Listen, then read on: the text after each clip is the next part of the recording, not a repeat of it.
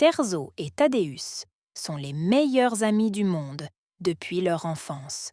Ils s'aimaient vraiment et partageaient toujours tout, au point d'avoir la même profession. Tous deux étaient chasseurs. Ensemble, ils chassaient des animaux depuis des années et il était clair pour les villageois que là où ils trouvaient Terzo, ils trouveraient certainement aussi Thaddéus et vice-versa. Les deux amis allaient fournir de la viande de chasse à un homme très riche, le chef. Un jour, alors qu'ils riaient, ils furent chaleureusement accueillis par la fille du chef.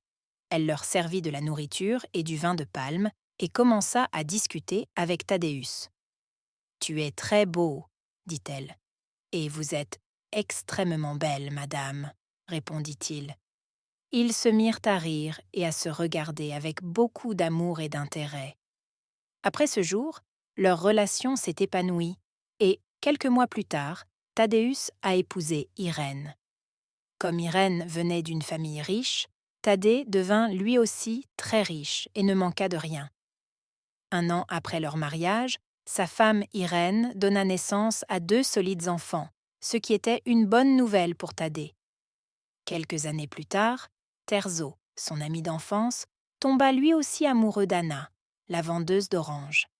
Ils se marièrent peu après, mais n'eurent pas d'enfants. En revanche, Thaddée a accueilli une nouvelle paire de jumeaux avec sa femme. Troisième et sa femme ont prié et prié, mais n'ont pas eu d'enfants. Un jour, Thaddéus, désolé de la situation de son ami, a décidé d'emmener Third et sa femme chez un célèbre devin de la fertilité qui aidait les familles à avoir des enfants dans leur village. Une fois sur place, l'argent nécessaire pour les tests et les herbes locales était trop cher pour Terzo, mais son généreux ami Thaddéus a tout payé. Terzo et sa femme ont répété et ont reçu des boissons à emporter chez eux. On leur demanda de revenir 2 jours plus tard pour connaître les résultats du test. Third et sa femme sont retournés chez la diseuse de bonne aventure après 2 jours et ont appris que Third était la cause de leur stérilité. Il avait ce qu'on appelle un faible nombre de spermatozoïdes. Dans le monde moderne, cela signifie qu'il ne peut pas facilement féconder une femme. « Pourquoi moi ?»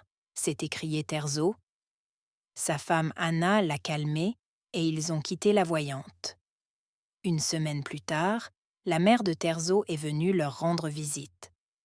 Anna était si heureuse de voir sa belle-mère qu'elle courut l'accueillir et l'aider à ranger ses affaires, mais une gifle retentit sur sa joue. « Tu es inutile. Je suis sûre que ton ventre ne peut porter que des pierres, » dit la mère de Terzo, insultant et humiliant Anna. Malgré tout, Anna aurait pu facilement révéler que son mari était la cause de leur stérilité, mais elle a enduré toutes les insultes et les accusations de sa belle-mère. Elle ne voulait pas dénoncer son mari. Troisième rentra à la maison ce soir-là, et sa mère continua à insulter Anna, tout en disant à son fils qu'elle lui avait trouvé une femme très belle et fertile qui lui donnerait beaucoup d'enfants au lieu du tonneau vide qu'il appelait sa femme. « Mère, arrête! Je ne te laisserai pas déshonorer ma femme en ma présence. Dès que le soleil se lèvera demain, rentre à la maison pour retrouver ton mari, » dit Third en colère à sa mère.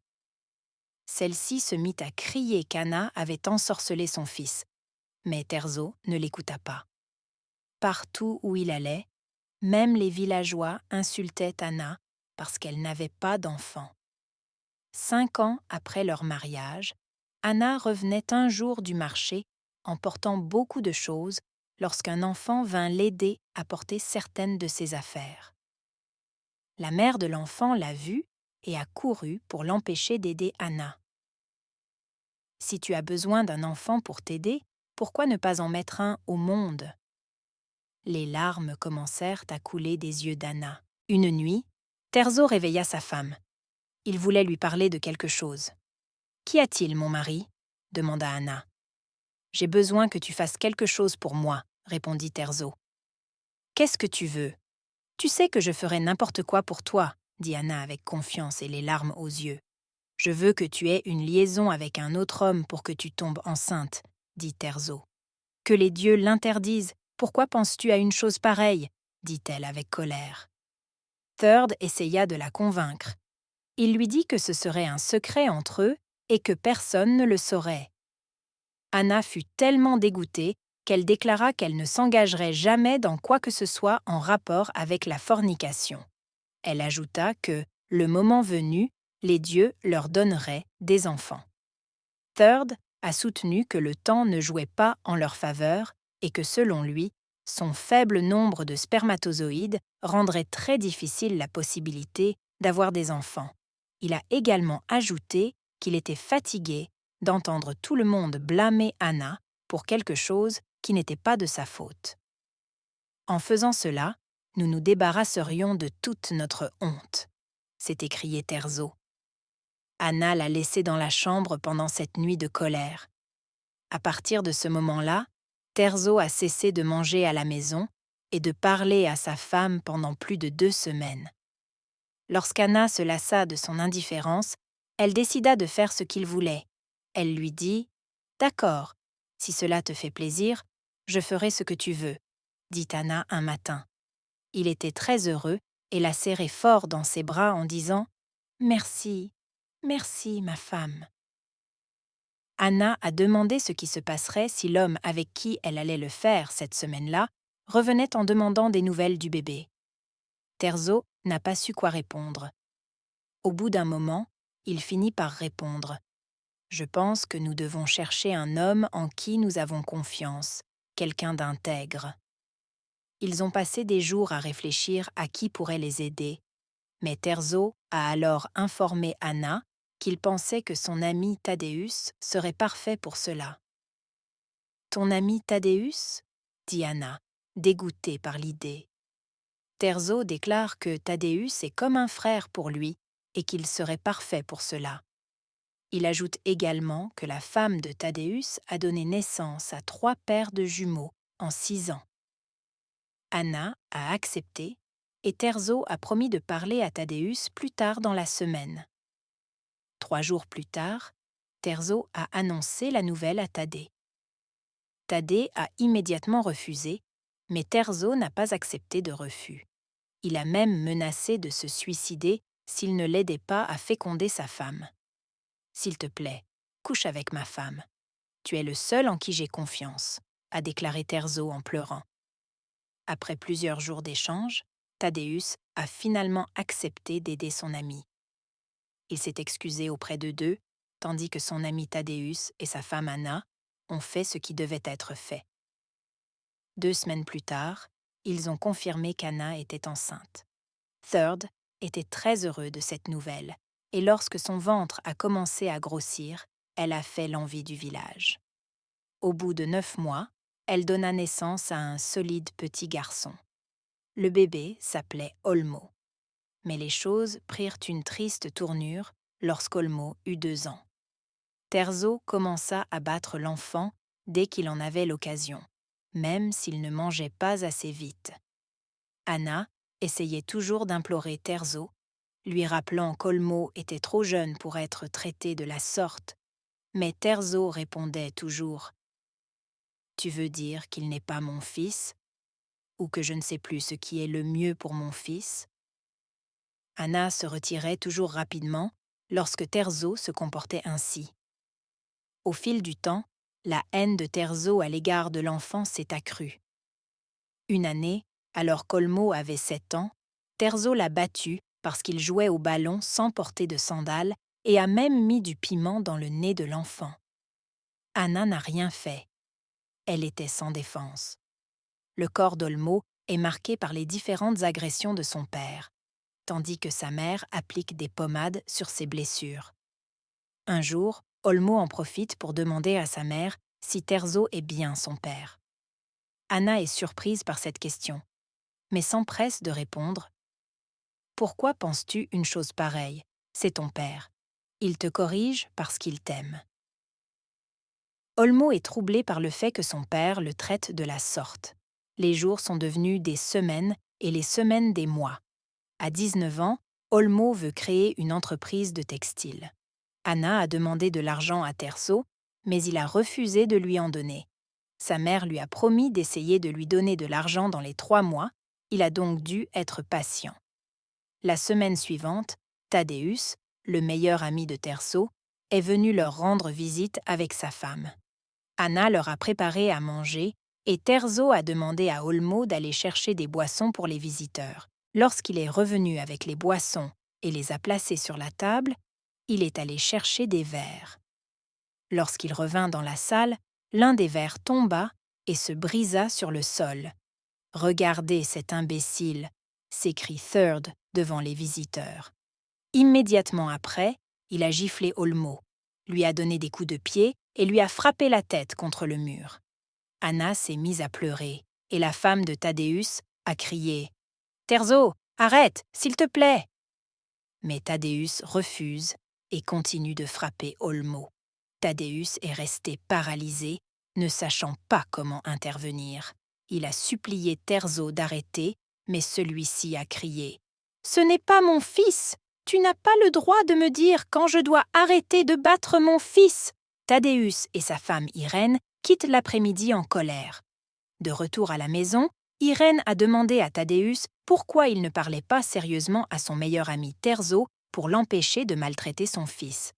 Chaque fois que Tadeusz conseillait à sa femme de ne pas se mêler des affaires familiales de Terzo, il ajoutait « Ce ne sont pas nos affaires ». Le lendemain, Irène retourna voir Anna et Olmo, sachant que son mari ne serait pas là. Elle a apporté des fruits et divers remèdes et a conseillé à Anna de sortir le bébé de la maison et peut-être de l'envoyer à des parents. « Terzo me tuera si j'essaie quelque chose comme ça », dit Anna, terrifiée. Olmo a écouté la conversation et s'est rallié à la proposition d'Irène. Il supplie sa mère de le laisser partir, mais elle refuse. Frustré, il raconte que son père a refusé de lui donner de l'argent pour monter son affaire et qu'il se sent désormais inutile.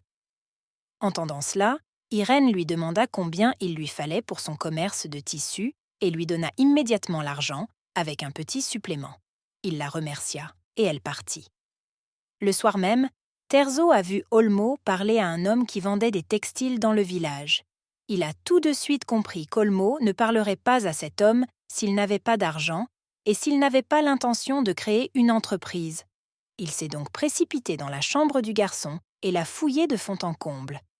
Après 5 minutes de recherche, Terzo a trouvé de l'argent sous le lit d'Olmo, de l'argent qui semblait suffisant pour démarrer une affaire. Il a immédiatement allumé un feu dans la cour et a commencé à brûler l'argent morceau par morceau.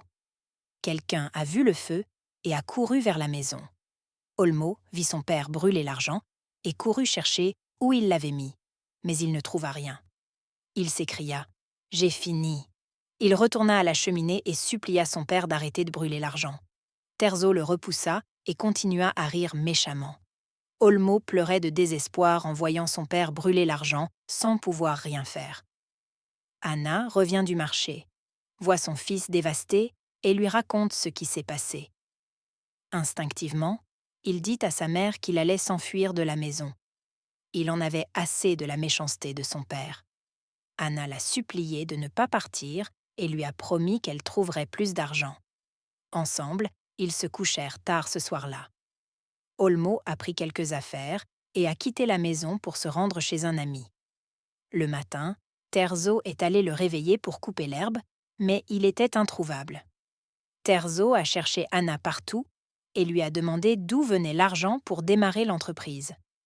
Anna a d'abord menti en disant qu'elle lui avait donné l'argent, mais Terzo ne l'a pas cru et a recommencé à la battre. Elle finit par avouer que c'est quelqu'un d'autre qui lui a donné l'argent. Après cela, Terzo a eu une idée de l'endroit où son fils pouvait se trouver. Il s'est immédiatement emparé d'une machette et a couru vers la maison de son ami. Pendant ce temps, Terzo est arrivé chez Tadeusz, qui lui a raconté tout ce qui s'était passé. Il s'est mis à crier et à exiger qu'on lui remette son fils. Tadeusz est intervenu en disant que le fils de Terzo n'était pas là. Anna est sortie et Terzo a commencé à lui crier de lui remettre son fils. Taddeo a essayé de retenir Olmo, mais sa femme a bloqué l'entrée. J'ai dit que son fils n'était pas là. Laisse-le faire ce qu'il veut, a déclaré Irène. Terzo a continué à menacer, mais Anna l'a supplié de ne rien faire, tandis que Taddeo l'a averti qu'il révélerait son secret s'il ne ramenait pas l'enfant. Tout cela a laissé Irène confuse et déconcertée. Finalement, on découvre que Thaddeus a aidé Terzo et sa femme parce qu'ils ne pouvaient pas avoir d'enfant. Mais cela a conduit à une grossesse non désirée. Il s'ensuivit une série d'événements malheureux, dont l'abandon d'Anna et la détérioration de la vie de Terzo. L'histoire pose des questions sur le pardon et les conséquences de nos actes, mais la situation est devenue encore plus compliquée avec les secrets révélés. Quant à la morale de cette histoire, il est difficile de dire quelle leçon en tirer. Peut-être s'agit-il des conséquences des mensonges et de la manipulation, ou de l'importance du pardon et de la compréhension. Quoi qu'il en soit, l'histoire montre que les actions d'une personne peuvent avoir de profondes répercussions sur la vie des autres et que la vérité, même si elle est parfois douloureuse, est nécessaire pour guérir et aller de l'avant. Que pensez-vous qu'il se soit passé ensuite? Conseilleriez-vous à Terzo de pardonner à Thaddeus? L'histoire pose de nombreuses questions sur le pardon, la responsabilité et le repentir. Quelles leçons avez-vous tirées de cette histoire?